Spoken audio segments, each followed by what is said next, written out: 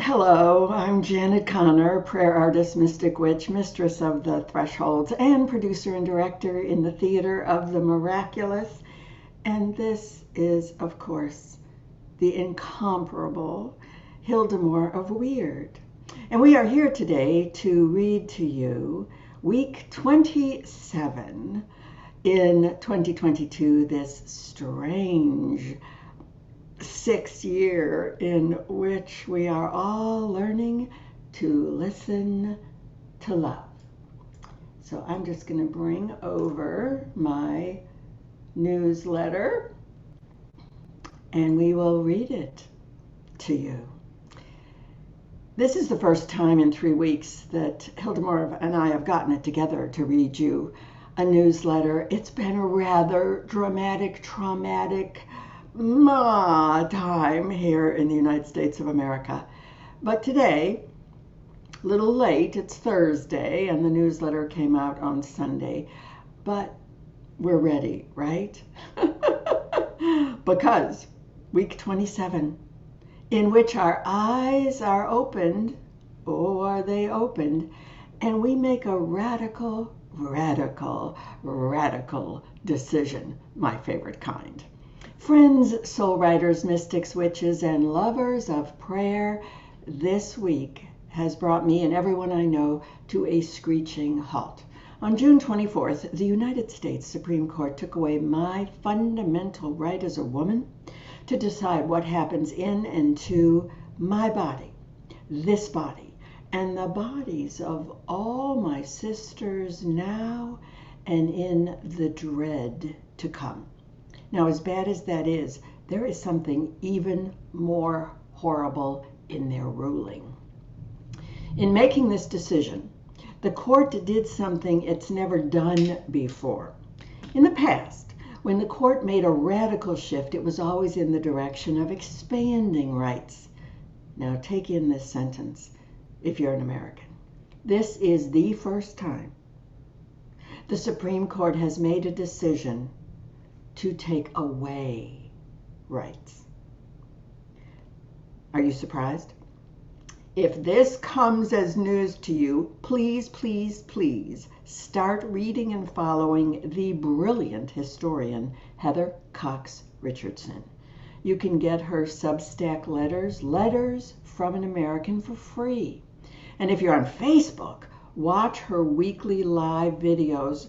She talks about what's happening, but then gives us the foundational history behind it because she is an expert in American history, particularly the 1800s. Women and good men are utterly shocked by this ruling.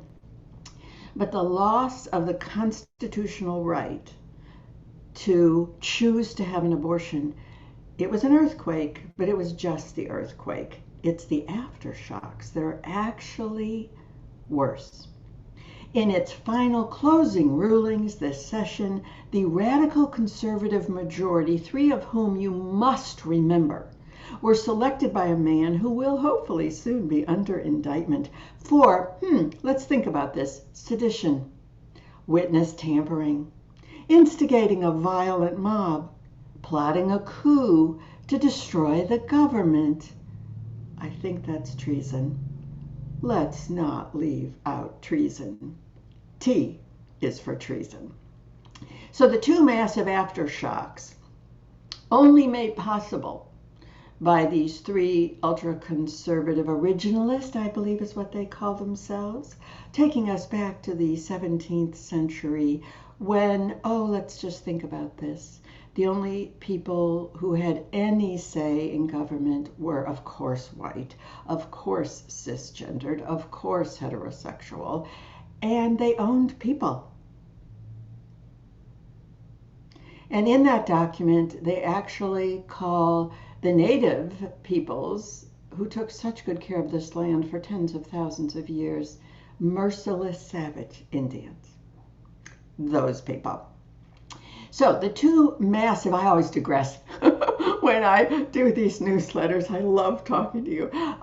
So the 2 massive aftershocks are, number 1, they narrowed the government's ability, the democratic government's ability to regulate climate changing pollution. climate change, the single most important issue on the globe. The single most important issue on the globe that every other country, barring a few dictatorships, are actually trying to do something about.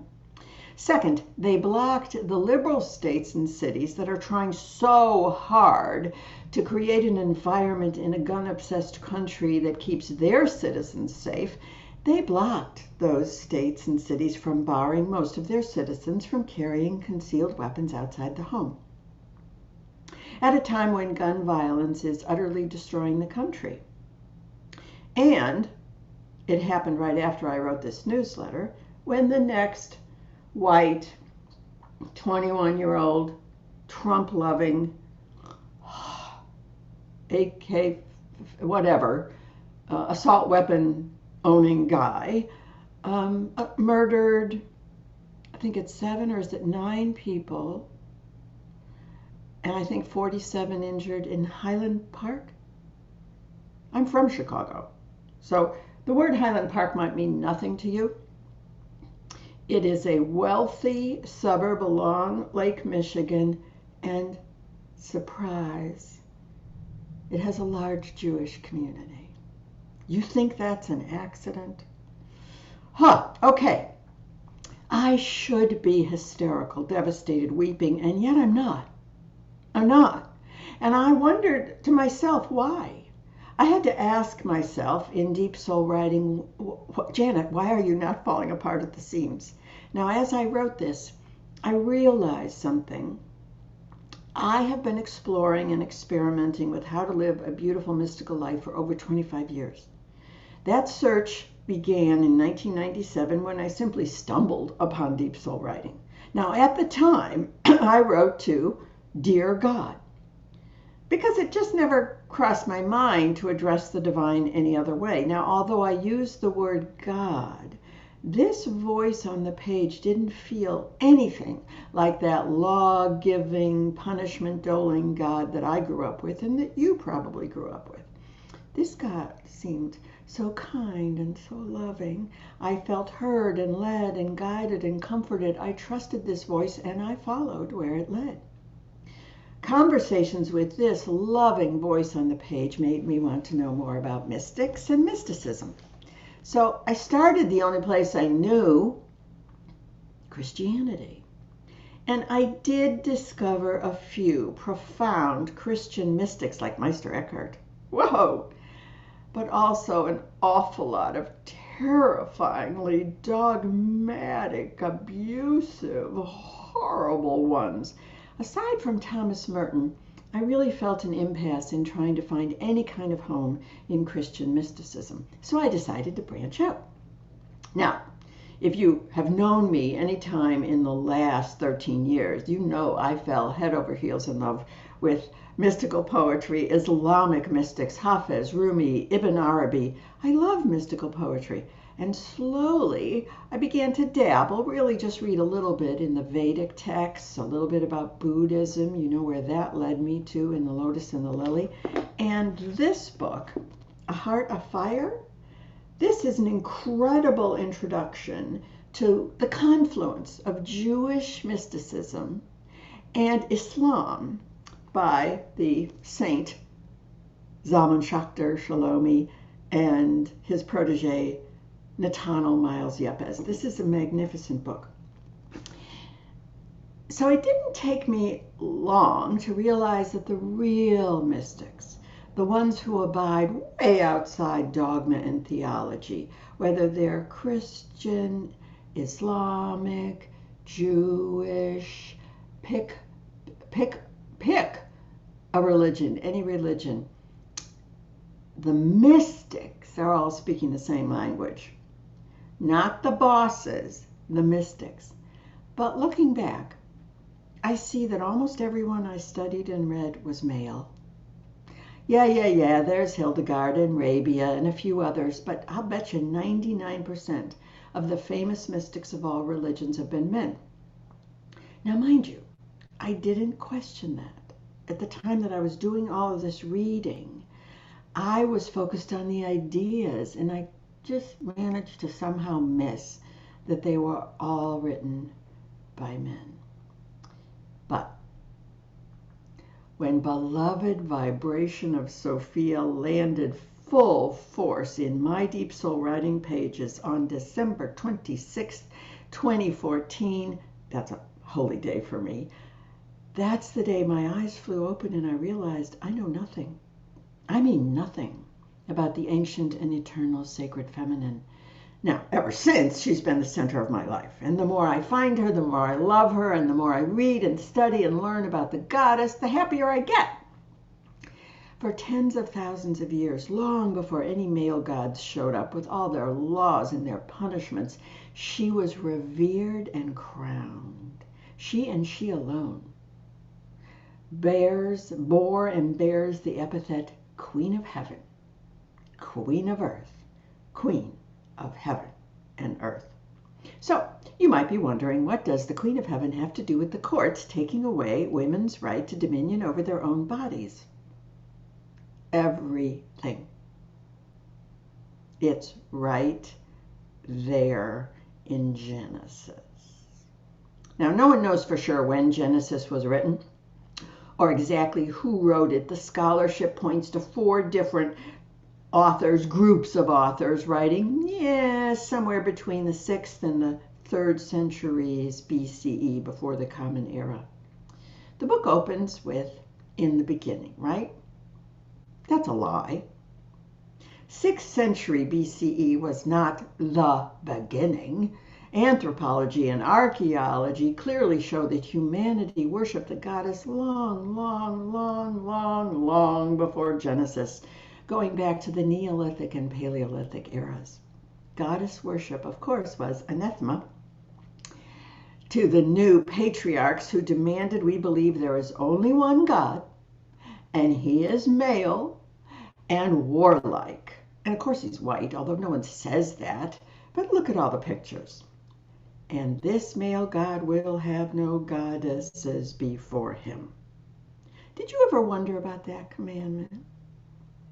Now you know. His people were forbidden to tolerate any goddess worship.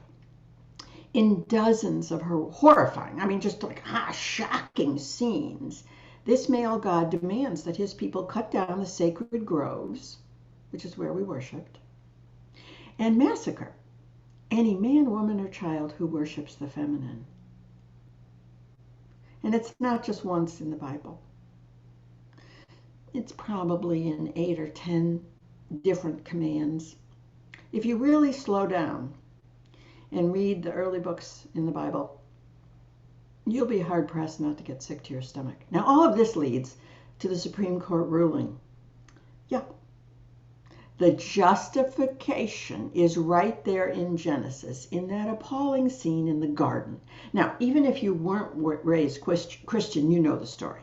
God creates a supposed paradise and tells the couple they can have anything they want, but they are forbidden to touch one thing, the tree of knowledge. Oh, the one thing you can't be is wise, intelligent, knowledgeable, educated. Now, the fact that it's a tree right away is a signal we're talking about the goddess. A tree with a bird in it is a symbol of the goddess. And of course, who shows up? Why, a snake. Huge goddess clue. The snake, the serpent, is her most sacred symbol. Now, the woman isn't stupid. She takes the fruit from the tree. And for this, we should be applauding. A woman who wants knowledge. Yes, my kind of girl. But no, male God is angry. He throws them out of the garden, but only blames her. Never mind that the man ate the fruit too. It's sort of like an ancient version of a modern TV commercial in which the guy is feckless and useless. He actually has the nerve in the Bible to say to God, she made me do it. Now we get to the part that shows up in the Supreme Court ruling.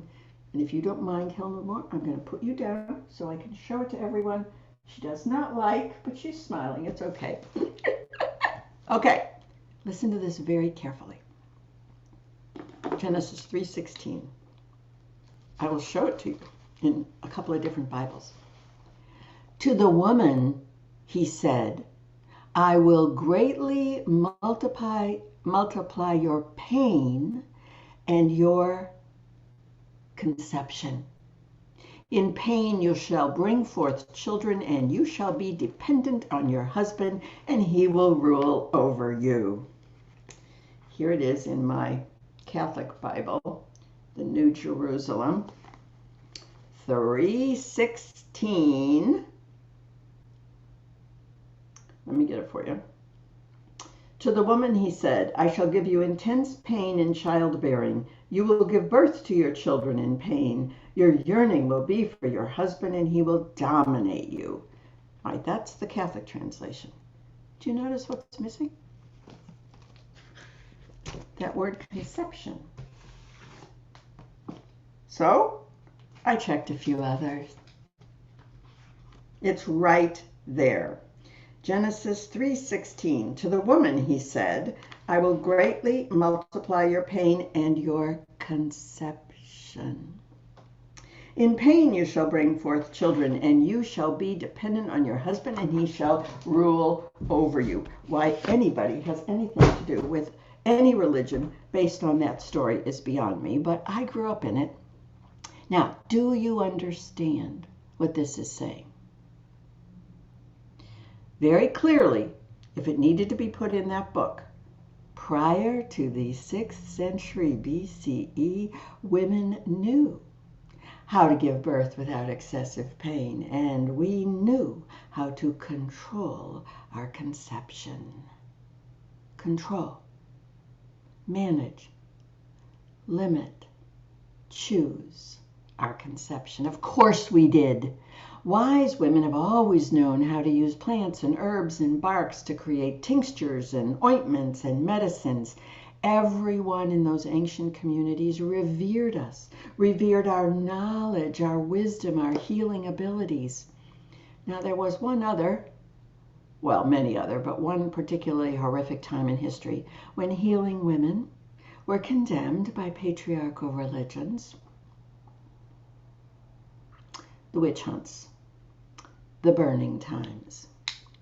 It is not an accident that in the ruling, Samuel Alito actually has the audacity to quote a man named Matthew Hale, a 17th century jurist who condemned women to death as witches, and he ruled there was no such thing as marital rape because a man owns a woman's body and he cannot rape himself. How is that for the convoluted patriarchal logic that comes out of Genesis 3:16? If you weren't fuming mad before, you better be now. I trust you are now, and I trust you will be very careful where you travel, the organizations you choose to work for, the organizations you support, the products you buy, the companies you purchase from, and it goes without saying who you vote for. But there is something even more important to do, something that not only will change your life, but everyone's in the ancient future just ahead. Now, I use that phrase purposely. The ancient future, it is just around the corner. It is just ahead. The ancient future is the future that we can and we must create as we remember who we really are and how we want to live. And we remember the world before the gods created a world dependent on domination, control, battering, and abuse, especially of women. Somewhere in your bones, you remember that world. You remember how to live in harmony and equality. That world, as the magnificent Arundhati Roy says, is not only possible, she's on the way. And she will arrive when you and I commit to create a world that makes truth, justice, safety, beauty, and love visible for every body. Every female body, every LGBTQ body, every indigenous body, every brown body, every black body, every Asian body, every body, every child, and every person who honors the goddess. In short, every witch. So, how do we begin? By acknowledging who we really are, the beloved daughters and beloved sons of the Queen of Heaven and earth. Here's what I wrote in Soul Writing yesterday. Perhaps it will inspire you. Now, here's what it looks like on the page. I'm probably the only person in the world who can read this. And it actually surprised me as it came out. It came out on Thursday, June 30th. And I returned to it to write this newsletter. Here's what I wrote. I have a sense, oh, she would like to be, yes, we have to say this together. I have a sense of strange freedom as I realize there is no institution, no church, no organization that can or will protect me. I am now cut free from political control, religious control, family control, medical control, and I come home to myself, my body, my intuition, my knowing, my remembering. As I come to myself, feel the feelings, the blood-curdling feelings of rage and betrayal, I choose. I choose.